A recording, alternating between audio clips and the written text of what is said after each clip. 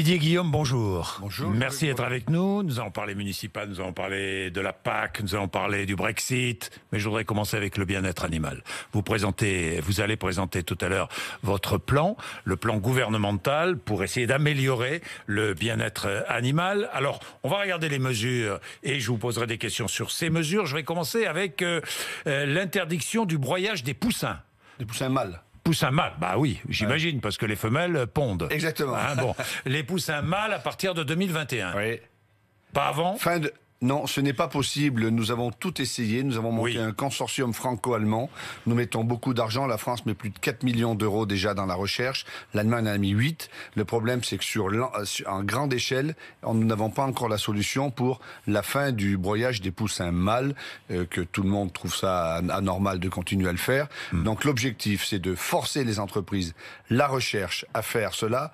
2021. Fin 2021, c'est terminé. De toute façon, ils n'auront pas le choix. Donc il faut accélérer. Nous avons fait une réunion... La recherche pour sélectionner les embryons. Voilà, pour trouver la technique qui marche à grande échelle. Il y en a une, hein. Oui, il y en a une. La sélection des embryons à 9 jours. Exactement, mais aujourd'hui... je dis bien à 9 jours. Aujourd'hui, il faudrait le faire avant 9 jours peut-être. Oui. Et en tout cas, ça ne marche pas à grande échelle. Et il faut aussi que ce soit fait de façon économique. C'est la raison pour laquelle nous montons un consortium franco-allemand. Et c'est maintenant dans le cadre de ce consortium franco-allemand que nous allons mettre tous nos moyens en place pour y arriver. Alors Didier Guillaume, est-ce qu'on va continuer à envoyer des poules tuées en France dans les pays d'Afrique? Des poules qui sont tuées au bout de 18 semaines parce qu'elles sont moins productives. Non mais aujourd'hui, vous savez très bien que la situation... C'est ce que nous faisons. Bien sûr que la situation que nous avons 50 millions de poules en France que nous tuons commence à choquer beaucoup nos concitoyens. Oui. Cette sensibilité n'était pas forcément celle-là il y a 30 ans, mais aujourd'hui, c'est réel. Oui. Et aujourd'hui, le bien-être animal, ce n'est pas la fin de l'élevage, c'est mieux d'élevage. Dans la loi Egalim, des mesures ont été prises. Interdiction de construire des poulaillers tels qu'ils étaient comme cela. Aujourd'hui, la moitié des poules que nous avons en France sont à l'air libre. Elles courent. Il faut avancer. Il y a encore des mesures qui doivent être prises. Mais aujourd'hui, nous sommes obligés de tenir compte des deux choses. Non, mais c'est très important. À la fois le bien-être animal indispensable et l'économie. On ne peut pas fermer certains élevages parce que si nous interdisions directement, ne doutons pas que les gens continueraient à manger. Donc les poules en cage, on ne peut pas. Les poules en cage, on ne peut pas interdire définitivement la poule en cage. Si, mais il n'y a plus aucune construction de bâtiments de poules en cage aujourd'hui. Et il n'y aura plus de poules en cage en France quand ? Alors, est-ce que c'est 2025 ? Est-ce que c'est 2030 ? Franchement, moi, je ne veux pas faire de démagogie là-dessus. Dès qu'il faudra rénover ces bâtiments, ça sera dans une autre façon de faire. Bon, il faut aussi améliorer, je vais changer, je vais parler des porcelets puis des animaux de compagnie, mais il faut aussi améliorer l'information donnée aux consommateurs. Oui. Didier Guillaume. Elle est indispensable. Elle est indispensable. Hier après-midi, j'étais à Bruxelles, au Conseil des ministres de l'Union européenne. Oui. Nous avons décidé, en poussant beaucoup cela avec l'Allemagne, nos amis allemands, nos amis espagnols, nous avons décidé la mise en place d'un étiquetage à partir de l'année prochaine, qui indiquera lorsque les consommateurs européens, en tout cas les nôtres, c'est plus compliqué pour certains pays de l'Union européenne, lorsque ces concitoyens achèteront des produits, il y aura un étiquetage sur le bien-être animal. C'est une avancée sans précédent. C'est-à-dire qu'est-ce qu'on pourra lire sur l'étiquette ? Ce produit carné, ce produit de poulet, etc., a été abattu dans des conditions, dans un abattoir tel que... Et est-ce que sur l'étiquetage, lorsque j'achèterai un produit transformé contenant des œufs, je saurai si ces œufs viennent de poules en cage ou pas ? Eh bien, c'est exactement cela. Oui ou non ? C'est exactement... Oui, mais je peux parce pas qu'il y a un amendement qui a été repoussé à l'Assemblée nationale il n'y a pas longtemps. Là, c'est pas un problème d'amendement, c'est un choix européen. Ce que nous voulons... Pardon, je voudrais que les... la réponse est oui. Oui, ce que nous voulons. Je saurai, lorsque j'achète un produit contenant des œufs, je saurai si les œufs viennent de poules en cage ou pas. C'est ce que nous souhaitons. Aujourd'hui, vous savez, il y a 14 milliards d'œufs consommés par an en France. C'est considérable. C'est considérable. Oui. Et il faut aussi faire en sorte, je parlais d'équilibre économique, excusez-moi d'y revenir, en voulant que le mieux est l'ennemi du bien, en voulant tout supprimer, tout arrêter, les gens continueront à consommer des œufs qui viendront d'ailleurs et dans de pires conditions peut-être. Donc nous voulons avancer. Cette marche, Jean-Jacques Bourdin, elle est irréversible. Le gouvernement s'y est engagé, elle est irréversible. Irréversible. Interdire la castration à vif des porcelets, c'est irréversible aussi. C'est irréversible aussi. L'annonce que je ferai tout à l'heure, que je vous donne en primeur, c'est 2021 là encore, comme le broyage des poussins mâles, fin 2021, il n'y aura plus de castration des porcelets à vif. Oui, 27 000 animaux par jour. Oui. Ce qui est énorme. C'est énorme. L'abattage rituel des animaux en France. Alors ça, il y a une dérogation aujourd'hui pour des raisons religieuses. Est-ce que vous voulez revenir sur cette dérogation? Je pense qu'aujourd'hui, c'est très compliqué de revenir sur cette dérogation. Pourquoi? Je vais vous expliquer. Parce qu'il y a un équilibre aussi avec les cultes. Je discute avec le culte musulman et avec les juifs. Je les reçois régulièrement. Aujourd'hui, il y a un équilibre qui est trouvé.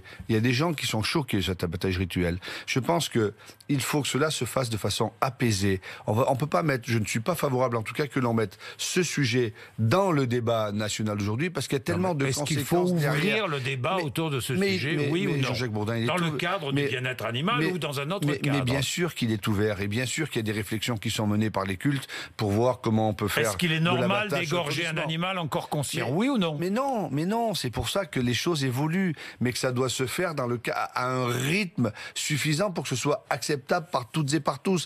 On va pas réouvrir je ne sais quelle, pas guerre, mais attaque vis-à-vis de telle ou telle religion. Il y a des pratiques religieuses qui s'appuient sur des textes. Il faut les respecter, mais il faut aussi comprendre que là encore, la sensibilité des Françaises et des Français, peut-être même d'ailleurs la sensibilité des gens qui croient en ces cultes, a changé.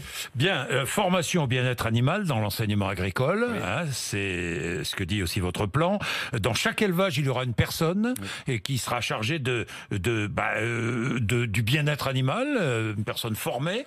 Ce que nous voulons, c'est la prise en compte des choses. Ça passe par où? Ça passe par l'école, ça passe par la formation. On l'a vu sur tous les sujets de société. C'est nos mômes qui nous indiquent les choses. Et aujourd'hui, les jeunes de notre pays, ils sont sur la transition écologique et agroécologique, ils sont sur la lutte contre la maltraitance animale, ils sont pour le bien-être animal. On voit bien tout cela. Tous les jeunes aujourd'hui qui rentrent en agriculture et qui s'installent, qu'est-ce qu'ils font? Ils font de la transition, ils font de l'agriculture de conservation, ils font du bio, ils font des circuits courts. On sait que c'est ça la direction. C'est pas exclusive. On a besoin de circuits longs, on a besoin d'industrie agroalimentaire, on a besoin d'une agriculture compétitive. Mais on sait que cette évolution elle est là. Donc, il faudra que dans chaque élevage, un éleveur ait une sensibilité. Mais je vais vous dire une chose qui va peut-être choquer, mais il y a le bien-être animal, et moi je suis aussi attaché au bien-être de l'éleveur.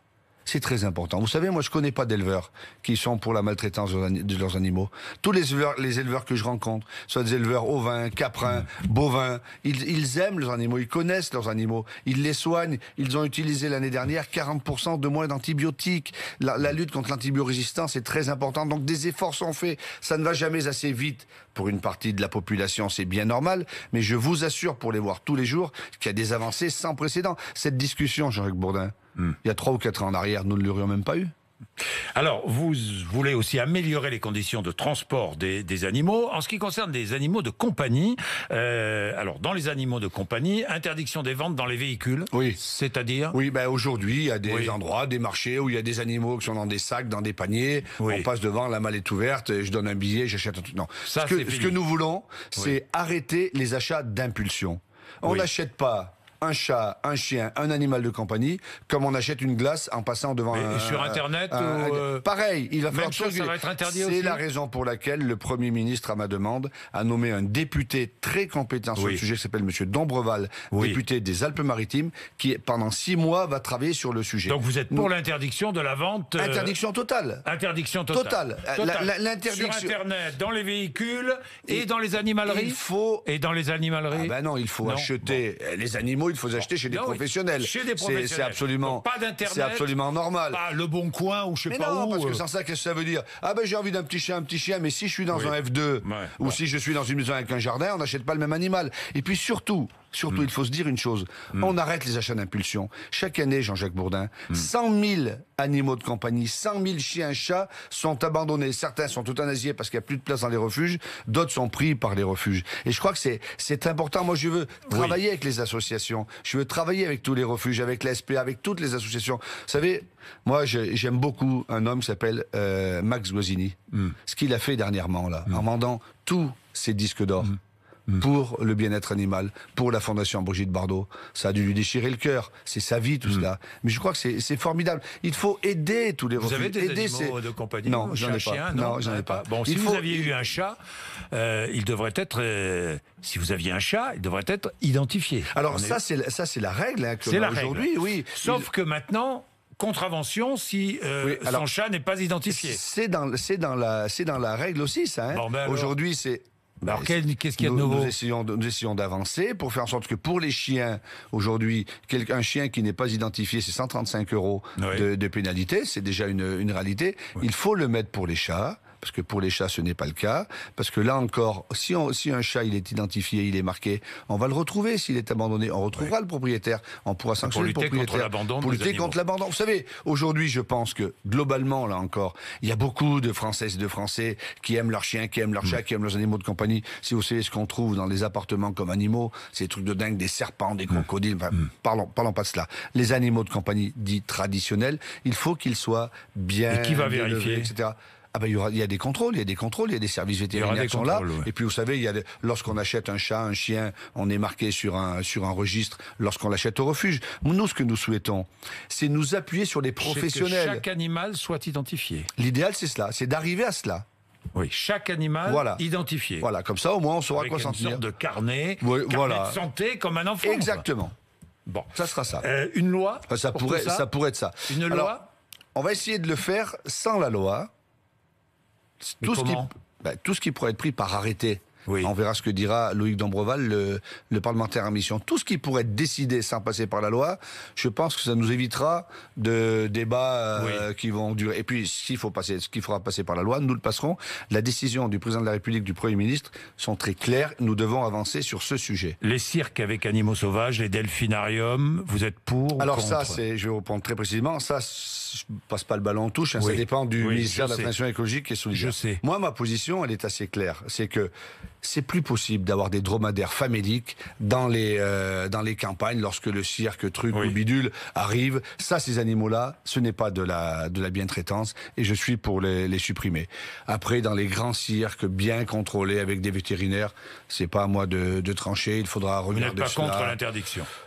Vous n'êtes pas pour l'interdiction? Non, parce que je me dis qu'un papy, une mamie qui emmène son enfant, voilà. Faut voir quoi? Non, faut voir comment les choses se passent. Tout cela, on est dans le débat aujourd'hui. Non mais d'accord, mais on est. Je vais pas vous donner la conclusion avant de.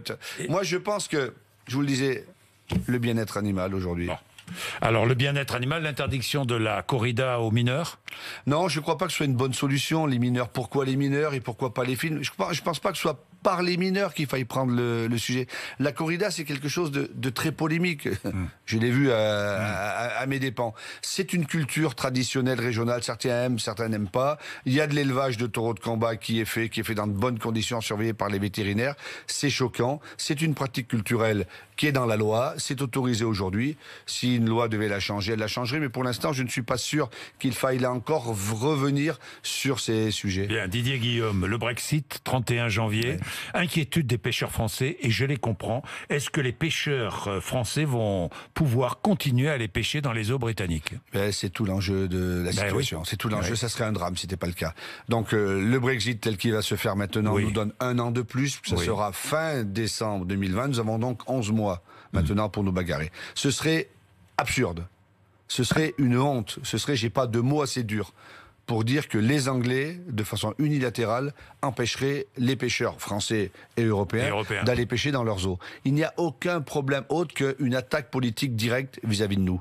C'est très clair là-dessus. Il n'y a pas de problème de ressources, il n'y a pas de problème de cohabitation. Aujourd'hui, les choses se passent très très bien. La plupart des poissons qui sont pêchés dans les eaux britanniques, y compris par les pêcheurs britanniques, sont transformés en France, notamment à Boulogne-sur-Mer, à la zone de Capécure. Il y a plus de 4000 emplois, je crois. Donc, ce serait absolument un scandale que les Britanniques nous empêchent d'aller pêcher dans leurs eaux. Nous nous bagarrons beaucoup. Là, je veux saluer la responsabilité des patrons pêcheurs français et de leurs représentants régionaux.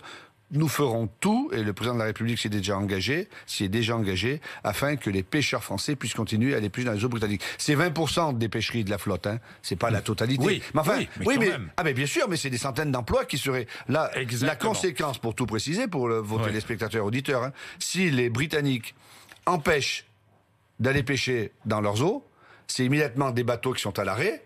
C'est du chômage pour les marins. C'est des pertes de millions d'euros, de dizaines de millions d'euros de ressources. C'est la fin d'une partie de notre histoire de pêche. Alors que la pêche, ça fait beaucoup de travail, là encore, pour travailler sur la ressource, pour la halieutique, la régénération. Enfin voilà, c'est un vrai sujet. Bien, la PAC, discussion du budget en cours. Avec le Brexit, ça se complique un peu les choses. Oui, enfin, ça se complique, oui et non. Parce que nous, ce que nous disons sur la PAC, c'est que, bon, les Britanniques s'en vont. Très bien. Mais nous n'acceptons pas la position de la Commission européenne. La Commission européenne veut faire un double effet qui se coule, si je peux m'exprimer ainsi, c'est-à-dire que non seulement on enlève la contribution des Britanniques, donc ça fait baisser le budget de l'Europe et donc le budget de la PAC, mais en plus ils veulent nous piquer l'argent, une partie de l'argent de l'agriculture, pour le mettre sur des fonds de cohésion, pour mettre sur autre chose. Non. Nous sommes la France opposés. Dit non. Non, pas la France. La France et ses alliés disent non. Nous avons 20 pays sur les 27 qui resteront, 20 pays sur les 27, qui n'acceptent pas, nous sommes opposés, nous combattons la position de la Commission qui veut baisser le budget de la PAC. Pourquoi ? Parce que la PAC continue à jouer un rôle d'équilibre pour l'agroalimentaire et l'alimentation. Vous savez, si on n'arrive pas à mettre de l'argent pour la transition agroécologique, sur les sujets que nous évoquions, la PAC va mettre de l'argent dans le cadre du FEADER pour les animaux, etc. Si nous n'avons plus ça, on ne va pas pouvoir avoir des pratiques vertueuses. Et comme les Français continueront à manger, ils mangeront des produits qu'on ne voudrait pas cultiver en Europe. Donc, c'est une grosse bataille. Bien, Didier Guillaume, autre bataille des municipales à Biarritz. Oui. Vous êtes candidat, tête de liste, à Biarritz. Face à vous, le maire sortant, Michel Venac, qui sur sa liste a un autre ministre, Monsieur Lemoine. Deux ministres candidats l'un contre l'autre, c'est inconcevable, dit Édouard Philippe, ou a dit Édouard Philippe. C'est inconcevable ? C'est inconcevable et baroque, et ça ne se produira pas, évidemment, Jean-Jacques Bourdin. Et pourquoi ? Parce que c'est pas possible. Parce que vous allez démissionner ? C'est pas possible que deux membres du gouvernement soient... Ça ne se produira pas. Attendez, deux membres du gouvernement soient présents l'un contre l'autre, même si mon collègue est sur une liste, et que moi j'aspire à être maire parce que cette ville a besoin de changement. J'y vis maintenant, c'est ma résidence principale, vous le savez, nous en avions déjà parlé. Qu'un ministre aille dans une élection municipale, mais encore heureux que les responsables politiques y aillent. Édouard Philippe peut-être au Havre, Gérald Darmanin l'a annoncé à Tourcoing, peut-être Le Cornu, peut-être Franck Riester, moi-même. Il faut que les ministres, les membres du gouvernement, portent la politique du gouvernement sur le terrain, et puis aussi s'engagent parce que c'est leur ville. Après, évidemment, il ne peut pas y avoir deux ministres candidats l'un contre l'autre. Moi, j'ai eu cette discussion avec le Premier ministre, j'ai eu cette discussion avec le Président de la République, et j'attends leur arbitrage qui va se produire, à mon avis, dans les heures et les jours qui viennent, et je respecterai l'arbitrage du Président de la République. Je n'en sais rien. Pour l'instant, je suis à ma tâche et je n'ai pas l'intention de démissionner. C'est inconcevable. Et vous n'avez pas l'intention de démissionner. Il faudra que vous m'expliquiez, là, parce que là, je ne comprends pas du tout, moi. C'est très simple. Ah bon, c'est très simple. Nous sommes deux. Vous êtes deux. Ah donc, vous demandez à je demande rien. Lemoine de démissionner. Je ne demande... Ou alors les deux démissionnent. Mais pourquoi pas ? C'est la solution ? C'est ce que vous demandez ? Moi, je ne demande... Non, mais comment pouvez-vous me dire... Non, le Premier ministre dit c'est inconcevable. Et il a raison. Il a raison, très bien. Vous êtes tête de liste à Biarritz. Vous êtes ministre de l'Agriculture. Sur la liste concurrente, il y a un autre ministre. Le Premier ministre dit c'est inconcevable, mais vous restez tous les deux. Ça a beau être inconcevable, vous restez tous les deux ministres. Et tous les deux candidats. Mais pas du tout. Comment pas du tout ? Je vous dis qu'il n'y aura pas deux ministres candidats l'un contre l'autre à Biarritz en mars prochain. Le dépôt des listes, c'est dans 15 jours ou 3 semaines. La campagne a à peine démarré. Donc le Président de la République et le Premier ministre nous demanderont de faire des choix. Et je ferai des choix. Vous choisirez ? Je ne sais pas ce qu'ils vont me demander. Je ferai des choix. En fonction de ce qu'ils vous demandent. Vous pourriez abandonner Biarritz. Attendez. J'ai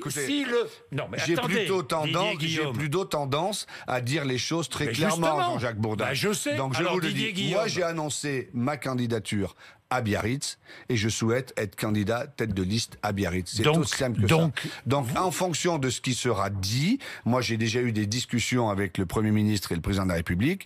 Je vois plutôt comment les choses peuvent se passer. Mais en tout cas, moi, ma décision a été prise comme Gérald Darmanin. Lorsqu'on se présente à une élection municipale, il faut aller jusqu'au bout. Il ne faut pas de... je m'échappe. Donc si je devais être maire de Biarritz, je quitterais le gouvernement pour être maire de Biarritz parce que c'est la règle qui a été fixée par le Premier ministre. Si demain, après-demain, dans une semaine, le Premier ministre ou le Président de la République demande à Jean-Baptiste Lemoyne et à moi-même, si nous voulons être candidats à Biarritz, de quitter le gouvernement, Eh bien, je quitterai le gouvernement si c'est la volonté du président de la République. Pour l'instant, je suis à ma tâche. Je irai à Bruxelles. Si vous n'êtes pas élu, aujourd'hui, je fais le. Si je comprends travaille. bien, Oui. parce que si vous n'êtes pas élu à Biarritz, vous restez ministre. Vous gardez une poire pour la soif. Ah, quoi. pas du non, tout. c'est pas Alors ça. non, Ah, alors non. là, non, ça c'est. Non, mais je dis ça. Je vous, vous connais. vous ne pourriez pas revenir. Je vous ne vous connais pourriez trop. pas Vous êtes- redevenir sénateur de la Drôme. Vous êtes un peu trop coquin, mais je vous connais. Non, dans la Drôme, je l'ai dit, j'ai quitté la Drôme en C'est 2015 fini. La Drôme, politiquement. c'est fini. Je ne serai plus sénateur. Mon successeur, qui est sénateur, il est sénateur, Oui. il va y rester. Je ne reviendrai pas sénateur. Moi, ma vie, elle a changé pour des raisons personnelles. Je Oui, ne vais pas non, mais ça- l'évoquer là. C'est bien autre sûr, chose. bien Voilà. sûr, bien sûr. Donc. Je serai candidat tête de liste à Biarritz. Je ne serai plus au gouvernement si je deviens maire. Et j'attends de savoir si le président de la République ou le Premier ministre me demande des choses. Je peux pas vous dire, ça peut être plus clair, Jean-Jacques Bourdin, ce que je vous dis là. Bah, j'ai compris. Vous choisirez Biarritz si vous êtes élu, quoi. Et vous ne serez plus ministre. Si vous n'êtes pas élu, vous resterez ministre. C'est clair. Je ne crois pas. Ah bon? Vous ne croyez pas? Je ne crois pas que ce soit aussi clair que ça. Ah d'accord. Donc vous allez démissionner avant l'élection. On verra. Bon, j'ai compris. 8h55. Didier Guillaume, merci d'être avec nous. Merci à vous. Merci.